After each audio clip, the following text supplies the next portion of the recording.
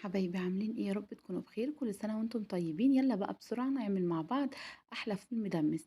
معايا كده نص كيلو من الفول نقعاه او حطاه كده في مية قبلها بيوم او لمدة 24 ساعة. هجيب بقى حلة كده او الدماسة، بس انا حبيت اعمله معاكي في الحلة عشان تعرفي ان هو ايه السهل البسيط. نزلت كده بالفول بعد ما صفيته ونقعته 24 ساعة. نزلت بكوباية عدس أصفر غسلاها كويس ومصفياها بالمصفى زي ما شفنا. معايا جزرية مبشورة، طماطمتين مبشورين، وبصلاية كده مبشورة. نزلت بالجزر والبصل والطماطم على الفول بالشكل القمر ده. وهبتدي دلوقتي ان انا اضيف معلقة صغيرة من السكر، وهضيف معلقة صغيرة من الكركم بالشكل ده. ودلوقتي هضيف، طبعا بسخن ميه، بغلي ميه كده في البراد، وهضيف دلوقتي ميه سخنه كده مغليه زي ما احنا شايفين. وطبعا لازم الميه تغطي الفول بالشكل ده. هقلب بقى كل المكونات القمر دي مع بعض وارفعها على النار. بمجرد ما بمجرد ما يغلي معايا غلوه غلوتين بالشكل ده، هبتدي ان انا اضيف ايه بقى، مكون سحري هيخليه ما يغمقش معايا.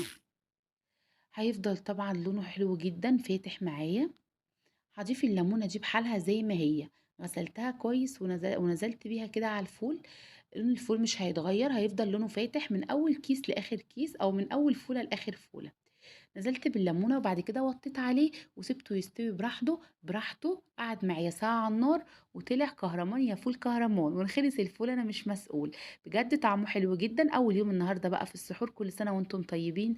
يا رب اللي في نفسه في حاجه ينولها، يا رب يطعم كل مشتاق، يا رب يدي كل حد عايز حاجه ربنا يا رب يديها له ويكتبها له. ربنا يحسن ما بين ايديكم.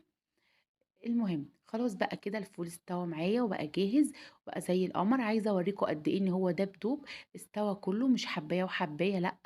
ههرس كده معاكم الفول وهتشوفوا الجمال.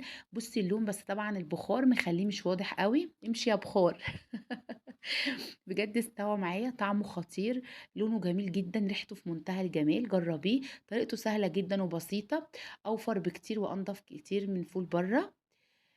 حطيته بقى في اكياس تلاجة وفرزته في الفريزر. كل يوم بطلع كيس كده قبل السحور بساعة بساعتين، او من بعد الفطار بتجهزي طبعا كيس الفول بتطلعيه كده يفك معاكي.